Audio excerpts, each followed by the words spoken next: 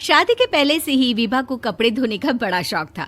कभी नल के नीचे तो कभी तालाब के पास। अरे मेरी नीली वाली लुंगी नहीं दिख रही है। विभा की अम्मा, कहाँ रखी है लुंगी? अरे वो तो विभा ने परसों ही धोकर रखी थी आपकी अलमारी में, देखो वहीं होगी। वो ना मैंने आज धो दी, मुझे लगा कि गंदी हो गई होगी। अरे कैसे गंदी हो गई थी? उसे तो मैंने पहना भी नहीं। हे भगवान, इस लड़की के कपड़े धोने की आदत से परेशान हो गया हूँ मैं। जितना तो घर में राशन नहीं आता, उससे कहीं ज्यादा डिटर्जेंट पाउडर का खर्चा है। करवा दो शादी, जाए अपने घर में ही करे काम, फिर चाहे घर के कपड़े धोने हो या पूरे गांव के। हाँ ठीक बोल रही हो, देखता हूँ मैं कोई लड़का। वो दिन भी आ जाता है जब विभा को देखने लड़के वाले आ जाते हैं। लड़की मुझे अच्छी लगी। होने वाली सास कहती है, बेटी अगर कुछ पूछना है तो पूछ लो।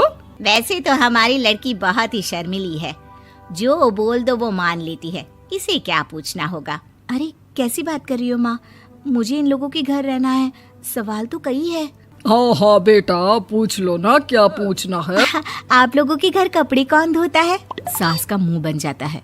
देखो, अगर तुम ये कहना चाहती हो कि तुम्हें कपड़े धोने नहीं आते तो सुन लो, कपड़े मैं ही धोती हूँ, लेकिन तुम्हारे आ जाने के बाद मैं रुमाल तक नहीं धोऊंगी। अरे चुप रहना भाग्यवान, बहू बेचारी घर आई नहीं, उसे डराना शुरू कर दिया।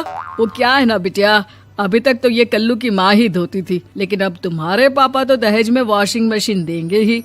तभी विभा की माँ बोल पड़ती है, सवाल भी पूछा तो क्या। वैसे भाई साहब, मशीन की तो फिर भी कपड़े धोने की कैपेसिटी होती है। मतलब जो बिटिया दे रहे हैं ना विभा, इसे कपड़े धोने का बहुत शौक है। ये आप लोगों के क्या, आस पड़ोस गांव मोहल्ले सबके कपड़े धो दे और उफ तक ना करे। बाहर देखा नहीं आपने कितने कपड़े सूख रहे हैं? सब हमारी बिटिया ने ही तो धोए हैं। बस भी करो ना माँ, शर्म आ रही इतनी तारीफ सुनकर। और तो और एक दाग निकाल कर दिखाओ तो मान जाऊँ। हाँ अच्छा, माफ करना बेटा, मैंने गलत समझा।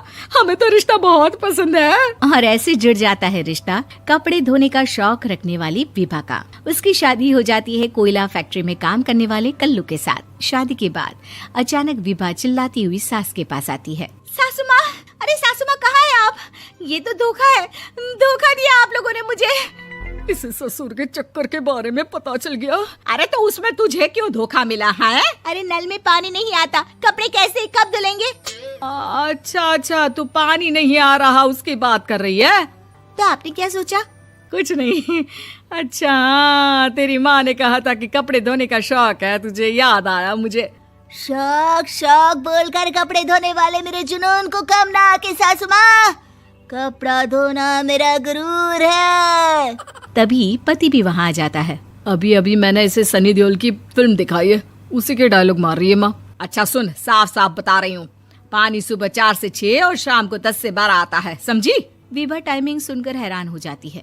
ये क्या भूतों का मोहल्ला है?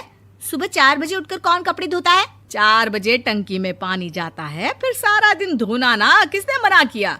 अरे कैसी बात कर रही हैं? 200 लीटर की टंकी में कितने कपड़े धो लूंगी मैं? सुबह ही उठ जाऊंगी मैं। अब क्या था, विभा सुबह 4 से लेकर रात के 12 बजे तक कपड़े ही धोती रहती। एक रोज सास पड़ोस से निकलकर कहीं जा रही होती है कि साथ वाली कहती है, हाँ कल्लू की माँ, जरा ये बताओ कि 2 साड़ी है, 2 ब्लाउज और एक पेटीकोट और एक नाड़े वाला लंबा कच्छा।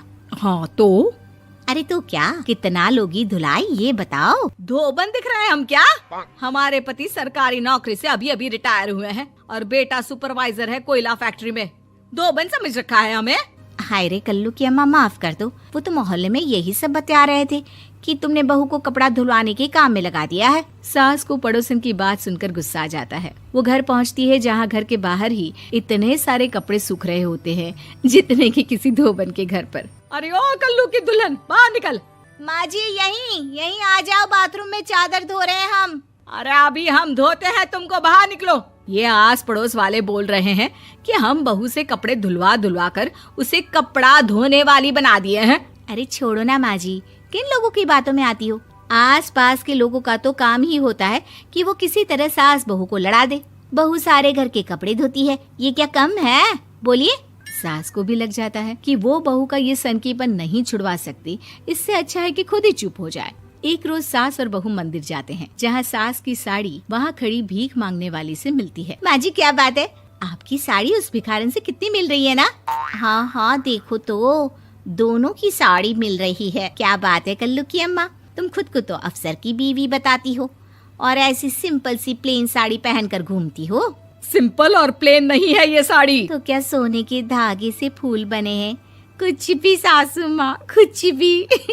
हाँ, बने थे इस साड़ी में सोने के धागे से फूल।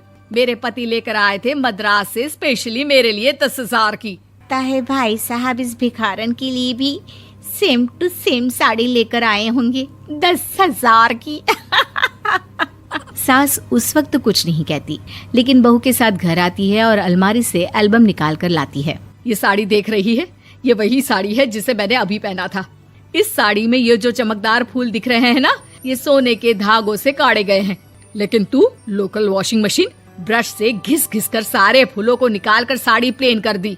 मुझे माफ कर दीजिए सासू माँ। और तो और, जब मैंने तुझे तेरी गलती के लिए कुछ नहीं कहा, लेकिन तूने तो सबके सामने मेरा मजाक ही बना दिया। क्यों? बहू को समझ में आ जाता है कि अब से उसका कपड़े धोना बंद।